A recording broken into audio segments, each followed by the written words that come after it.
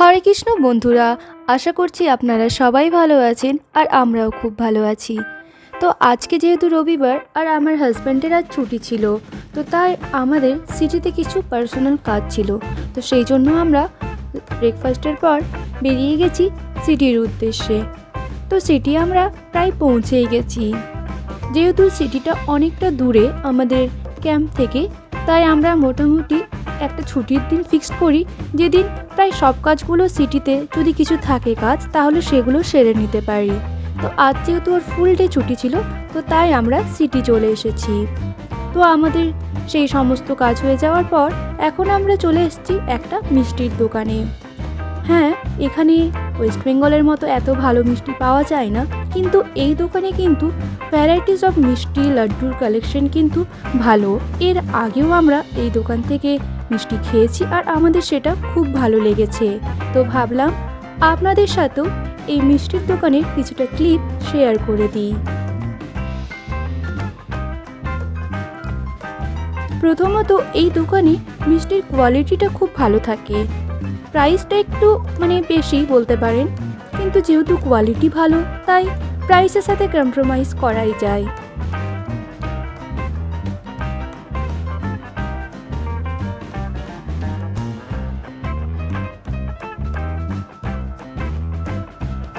তো এখানে মিষ্টির সাথে সাথে কিন্তু টুকটাক কিছু স্ন্যাক্সও থাকে। টুকটাক বলা ভুল, ভালো রকমই স্ন্যাক্সের ব্যবস্থা থাকে। ফুচকা, চাট, দহিভাল্লা, আরও যেসব ওই কি বলবো, ব্রেকফাস্ট বা ইভিনিং স্ন্যাক্স বলতে পারেন, সব কিছুই আছে।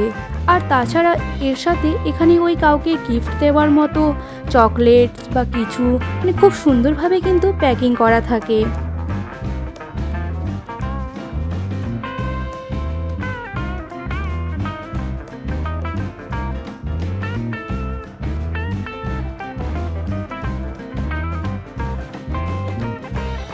তো দেখুন, অনেক রকম কিন্তু মিষ্টি, লাড্ডু সব কিছু থাকে। আর এই লাড্ডু মিষ্টিগুলো প্রতিটা কিন্তু দেশি ঘিয়েই কিন্তু বানানো থাকে, আর তার জন্য টেস্টের তো একটা আলাদা রকমই স্বাদ থাকে। তো তারপরে মিষ্টি নেওয়ার পর আমরা চলে এসেছি এখানে একটি ভেজ রেস্টুরেন্টে। দেখুন, চারিদিকে ভগবানের ছবিতে কিন্তু ভর্তি হয়ে আছে, আর অ্যাম্বিয়েন্সটাও কিন্তু খুব ভালো। আর সানডের দিন প্রচুর ভিড় থাকে এখানে। এদের ওপরেও বসার ব্যবস্থা আছে, কিন্তু মাঝে মাঝেই অনেকক্ষণ দাঁড়িয়েও থাকতে হয়। আজকে আমরা অর্ডার করেছিলাম খোয়া পনির আর তার সাথে তন্দুরি রুটি। তো ওয়েস্ট বেঙ্গলের বাইরে আমার একটা জিনিস ভালো লাগে, যে আমাদের ওয়েস্ট বেঙ্গলে আমরা ভেজ রেস্টুরেন্ট খুব কম পাই, কিন্তু আদার স্টেতে ভেজ রেস্টুরেন্টের সংখ্যাটা কিন্তু অনেক বেশি। তো তারপরে আমরা বাড়ি চলে এসেছি। তো ভাবলাম আমরা যে মিষ্টিটা নিয়েছি তো আপনাদের সাথে শেয়ার করি। তো দেখুন, আমরা আজকে ওই দোকান থেকে ওই ড্রাই ফ্রুটসের একটা লাড্ডু নিয়েছিলাম। নামটা ঠিক আমার মনে নেই, কিন্তু লাড্ডুটা সত্যি খুব ভালো। আর সত্যি কথা বলতে পারেন একদম সুগার ফ্রি ছিল। ওই ড্রাই ফ্রুটস আর নারকেলের যে মিষ্টিটা সেটাই আছে, আলাদাভাবে কিন্তু কোনো চিনি বা গুড় কিছুই কিন্তু ব্যবহার করেনি। তো এই মিষ্টিটা প্রথমে ভগবানকে প্রসাদ লাগাবো, তারপরেই আমরা গ্রহণ করব।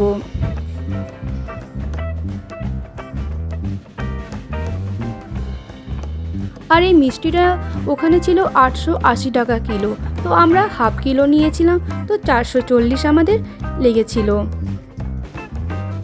আর সেদিন যখন আমরা ক্যান্টিনে গিয়েছিলাম, তো রিয়েলসের কিছু ফ্রুট জুস পাইনি, সেদিন ছিল না ক্যান্টিনে। তারপরে আমাদেরই এক প্রতিবেশী সেই ক্যান্টিনে গিয়েছিল, এবং তারপরেই তার কাছ থেকে জানতে পারলাম যে ক্যান্টিনে নতুন স্টক এসছে।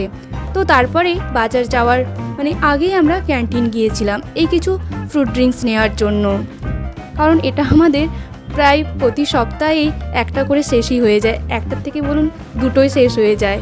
তো যতটা পেরেছি নিয়ে এসেছি। আর আজকে বিকেলে আমার নিচে যে দিদি আছে, তো তার অ্যানিভার্সারি পার্টি, সেটা একটু ছোটোখাটো করে আমরা যে আমাদের লেডিস গ্যাংটা আছে, তো তাদের সাথেই সে সেলিব্রেট করবে।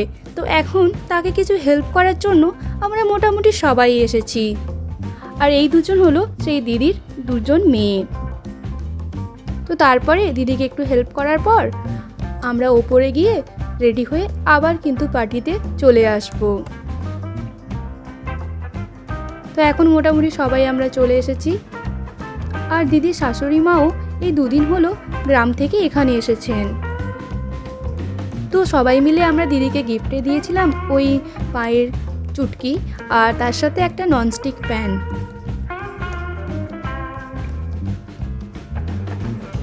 তো দুটো গিফটই দিদির খুব পছন্দ হয়েছে। আর দেখুন, আর সবাই আমরা নিজেদের মতো পোজ দিয়ে দিয়ে সেলফি তুলে নিচ্ছি। তো এখন দিদির শাশুড়ি মা দাদা আর দিদিকে তিলক করে নিচ্ছে আশীর্বাদ করার জন্য, আর তারপরে কেক কাটিং হবে। তো এভাবেই আমাদের অ্যানিভার্সারি পার্টিটা খাওয়া দাওয়া গল্প সমস্ত কিছু ফটোগ্রাফি সব কিছু দিয়ে খুব ভালোভাবে আজকের দিনটা কাটলো।